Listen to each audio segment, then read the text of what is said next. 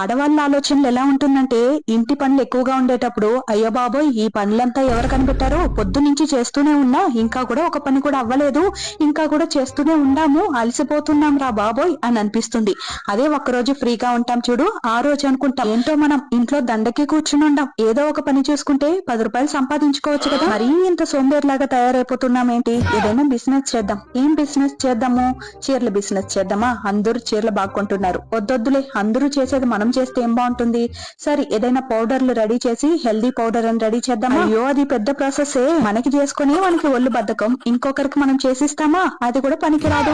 ఇలా చేస్తే అందరూ కొంటారు, అన్ని మూలికలు తెచ్చి నూనెలో వేసి బాగా మరగబెట్టి హెర్బల్ ఆయిల్ లాగా రెడీ చేసి అందరికి అమ్మి పెట్టేద్దామా? అందుకు మనకి ఫస్ట్ జుట్టు ఉండాలి కదా, మన జుట్టు చూసే కదా అందరూ కొంటారు, ఫస్ట్ మనకే జుట్టు లేదు, ఇంకెలా సేల్ చేస్తాము? ఇది కూడా పనికిరాదా? చిట్టి పికిల్స్ లాగా మనం కూడా పికిల్స్ వేసి అమ్మేద్దామా? దానికి ఫస్ట్ మనకి పికిల్స్ వేయడానికి రావాలి కదా, అది కూడా చేత కాదు. సర్లే టైం అయింది, ఆకలేస్తుంది, తినేసి వచ్చి మళ్ళీ తిరిగ్గా ఆలోచిద్దాంలే.